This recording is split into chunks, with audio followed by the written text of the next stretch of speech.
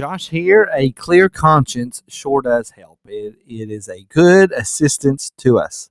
That's why we want to make sure when we're living our life, when we're going about our day to day duties and things, that we're doing everything right ultimately before the Lord, because a clear conscience sure does help when you are in a mess. And the Apostle Paul is in a mess, but he has a clear conscience, and therefore he can, without any prohibition, without any reservation, he can defend himself before the Roman authorities and through the Jewish leadership. So let's look at what happens and see how Paul's clear conscience has helped him.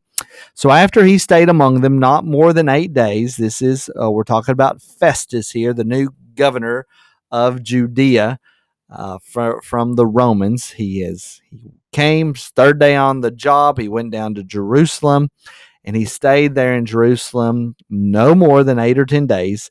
Then he went down to Caesarea.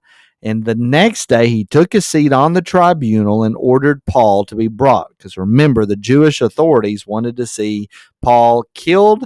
They tried to tell Festus, why don't you bring him down here to Jerusalem so we can have a proper trial? And their plan, though, was not to give Paul a proper trial. Their plan was to kill the Apostle Paul in an ambush on the way from Caesarea to Jerusalem.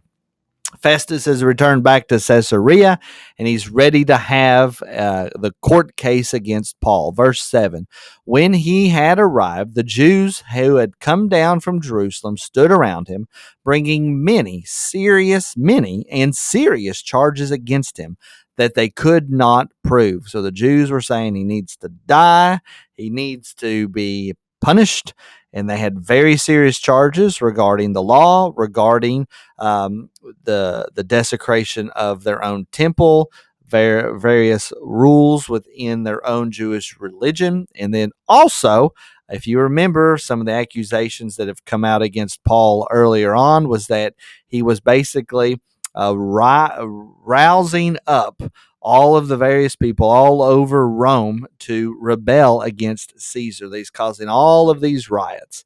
And then Paul is able to say in response, they could not prove it themselves because Paul had a clear conscience. He was doing everything appropriately and right before the Lord. Verse 8, Paul argued in his defense, neither against the law of the Jews, nor against the temple, nor against Caesar have I committed any offense. And he was able to do this because he had a clear conscience. If you remember, he says earlier on in our readings, we saw that the Apostle Paul told Felix, the previous governor, he says, I have labored, I have worked hard to maintain a good conscience, a clear conscience before the Lord. And indeed, this clear conscience is helping him as he is having to defend himself against the Roman authorities and the Jewish leadership. So how important is it for us to make sure that we're living with a good and a clear conscience? I pray that's been a blessing to you. I'll see you all in the next video.